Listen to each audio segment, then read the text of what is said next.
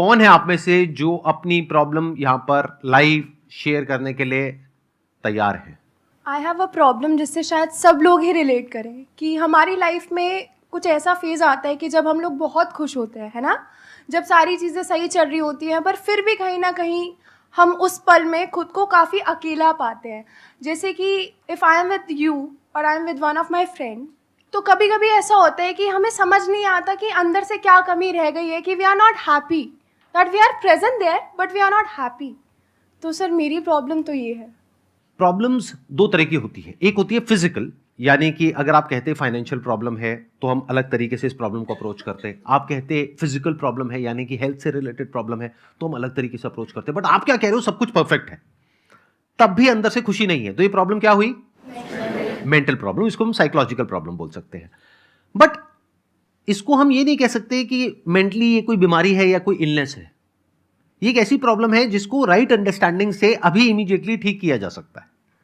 मतलब इसके लिए हमको कोई दवाई खाने की जरूरत नहीं है, इसके लिए हमको किसी डॉक्टर के पास जाने की जरूरत नहीं है, सिर्फ अपनी अंडरस्टैंडिंग को ठीक करना है। प्रॉब्लम की जड़ को पकड़ते हैं, क्या है?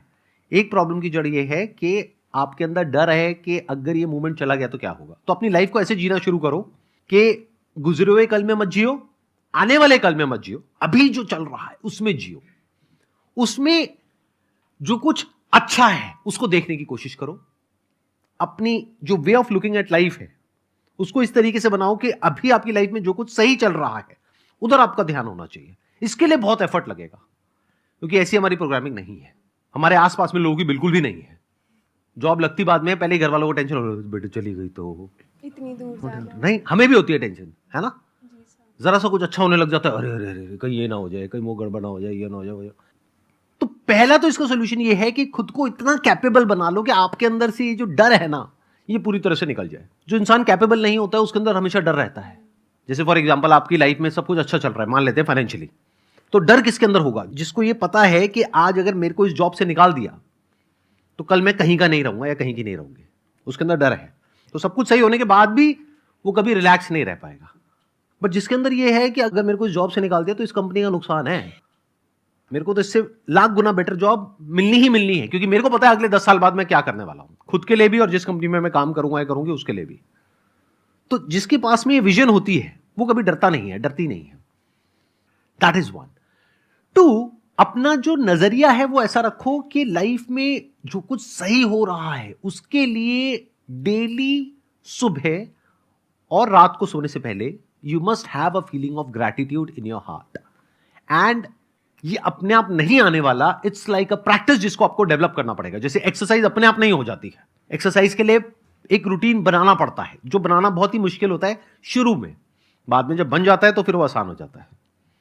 तो ऐसे ही ये जो डेली सुबह उठ करके अपने दिल में एक ग्रैटिट्यूड का भाव, मतलब अपने दिल में एक thankfulness to the universe, to your parents, या जो भी कुछ आपके साथ में अच्छा हो रहा है, to health, to this breath जो चल रही है बिना किसी रुकावट के, to your eyes, to your ears, to your hands, legs, whatever, जो भी कुछ सही है।